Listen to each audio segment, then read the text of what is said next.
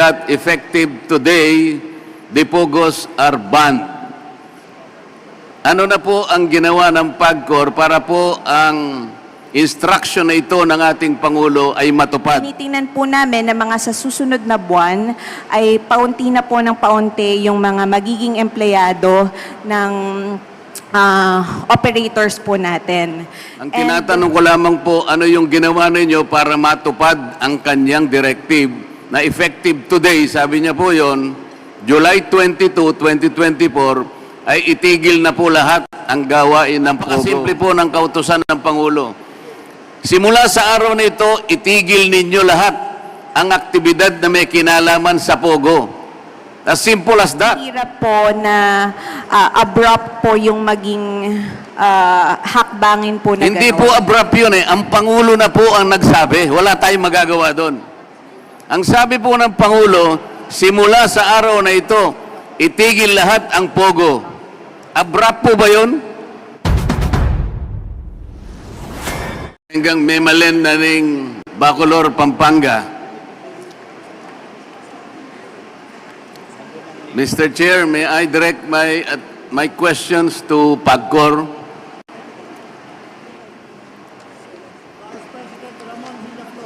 PAGCOR, you are recognized. Please respond to the questions of Congressman Marcoleta. Yung PAGCOR po ay may jurisdiction sa lahat ng gambling activities sa ating bansa. Tama po? Yes, sir. As a general rule, the Philippine Amusement and Gaming Corporation has jurisdiction over all games of chance, except po dun sa covered ng jurisdiction ng other licensing authorities. Ayun pong covered ng local government units at iba pang sangay ng gobyerno po. Pursuant to your charter, based on Presidential Decree 1869, nag-issue po kayo noong 2016 ng Rules and Regulations for Philippine Offshore Gaming Operations. Tama po? Yes, sir.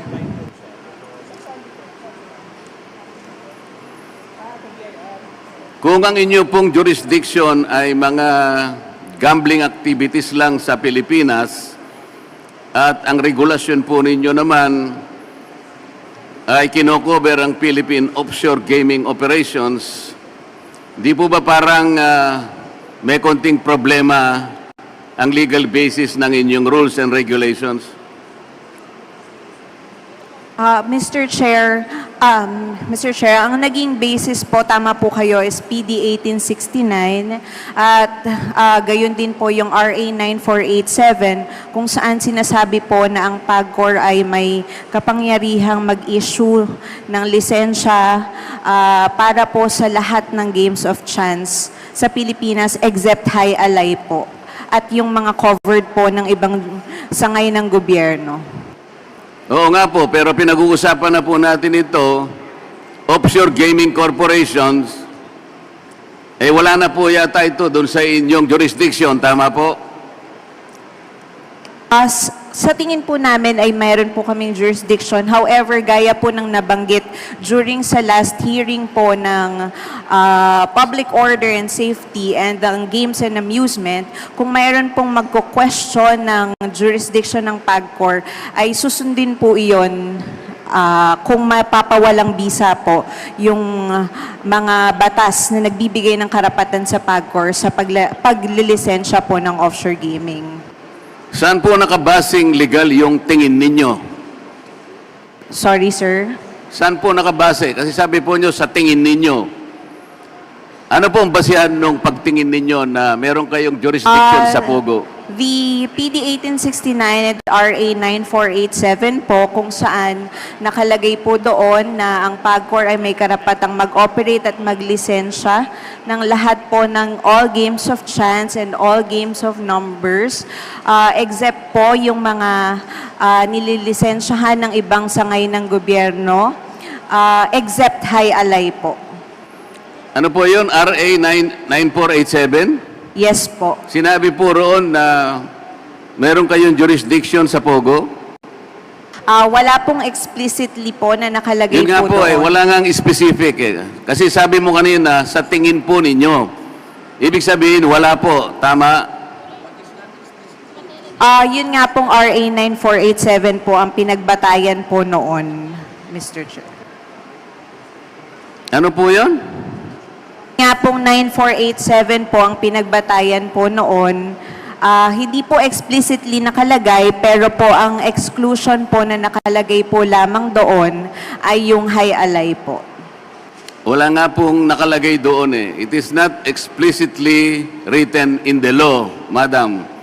Ngayon po, ang susunod na tanong, ano na po yung ginawa ninyong step or steps in order to fulfill the wish of the President that effective his SONA on July 22, 2024, he said that effective today, the POGOs are banned.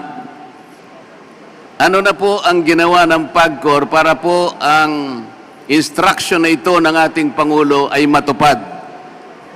Okay po.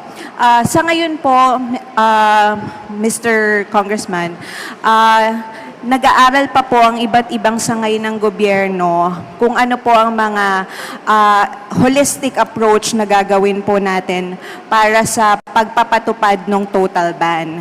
On the side of PAGCOR po, initially, lahat po ng applications, lahat po ng mga additional sites na ina-applyan po ng mga existing licensees po ay hindi na po prinoseso at tinigil na po lahat ng pagproseso ng mga applications at anuman pong makakadagdag pa sa operations ng POGOs, ng internet gaming licensees. Additionally, effective August 1, 2024, nagpatupad na po kami ng hiring ban para po hindi na po tumuloy yung dami po ng mga empleyado sa offshore gaming, sa internet gaming operations. So, tinitingnan po namin na mga sa susunod na buwan ay paunti na po ng paunti yung mga magiging empleyado ng operators po natin. And nakikita din po natin na marami po sa mga licensees ay nagbabawas na rin po ng kanilang mga operational sites. Nag-a-apply po sila voluntarily ng cancellation at unti-unti na po nilang pinapaliit. Ngayong buwan po, pagpapasahin po ng comprehensive plan of winding down operations lahat ng ating mga operators at susundan po iyon ng PAGCOR para po tuloy-tuloy po yung maayos na pagpapaliit ng kanilang operations hanggang December 31, 2024. Kami din po ay in constant coordination with the Bureau of Immigration and Department of Labor and Employment para naman po sa mga empleyado na maapektuhan ng ban. So, nagko-coordinate po kami kung paano po mabibigyan ng trabaho, yung mga mawawalan po ng trabaho, na lalong-lalo ng mga Pilipino, at paano po sila matutulungan eventually pagka po na-displace po sila dahil sa ban. And yung mga foreign nationals din naman po, para po maayos po silang makalabas ng bansa at hindi po magkaroon ng kaguluhan.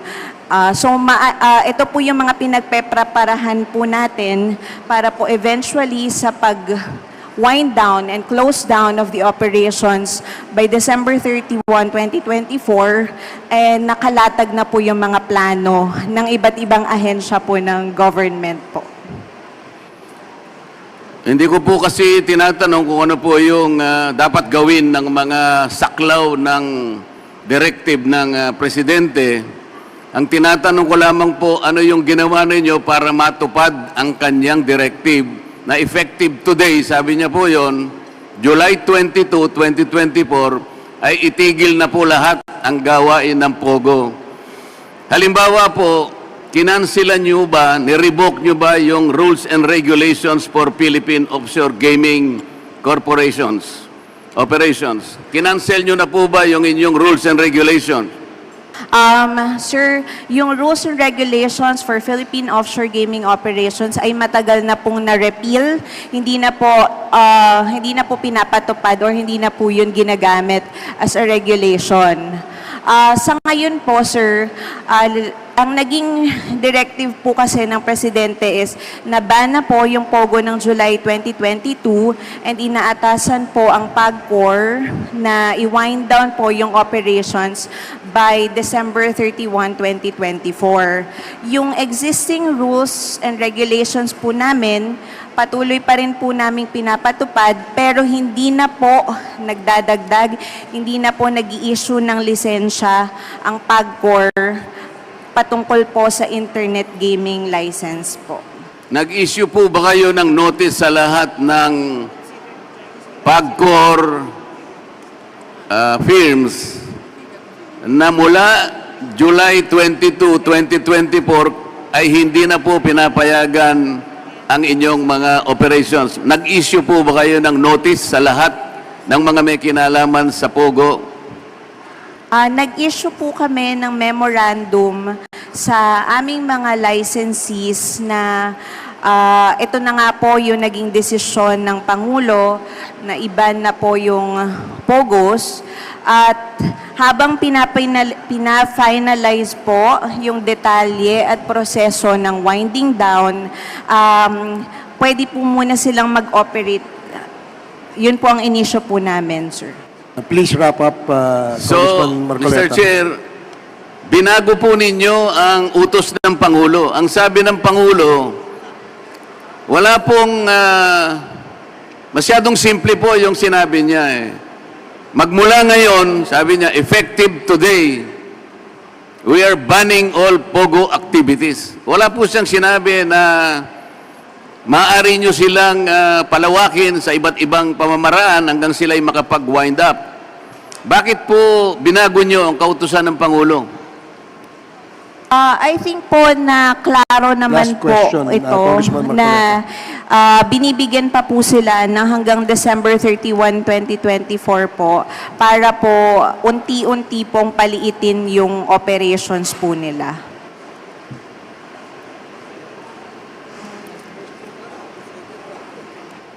Mr. Chair, hindi po maliwanag yung sagot nila. Para sa akin ay binabago po ninyo yung kautusan. Napakasimple po ng kautusan ng Pangulo. Simula sa araw na ito, itigil ninyo lahat ang aktibidad na may kinalaman sa POGO. As simple as that. Hindi po ba, akala ko ba nag-issue na kayo ng order sa kanila? Dapat sana po kinabukasan, isinara na po ninyo lahat ang mga POGO para walang problema. Hindi ba dapat ganun po yung inaasahan ng ating mamamayan, Mr. Chair? I think, Mr. Congressman, bukod po sa naklaro naman po yun, magiging mahirap po na abrupt po yung maging hakbangin po na Hindi gano'n. po abrupt yun eh. Ang Pangulo na po ang nagsabi. Wala tayong magagawa doon.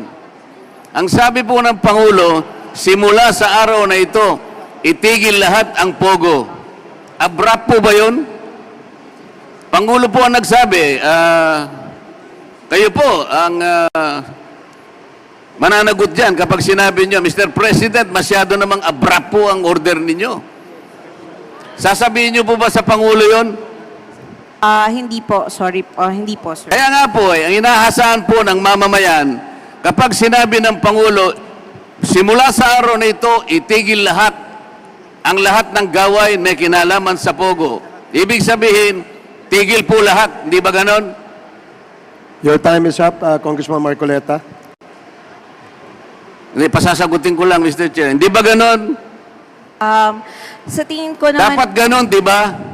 Sir, liliwanagin ko lang po na naklaro naman po na hindi pa po nung araw na yon mahihinto muna yung operations, kundi bibigyan pa po sila ng pagkakataon na i-wind down po yung operations nila hanggang December 31, 2024. Wala po ako narinig na ganon mula sa Pangulo, Mr. Chair. Okay, please ask the same question on the second round. Thank you, Congressman Marcoleta. The next interpellate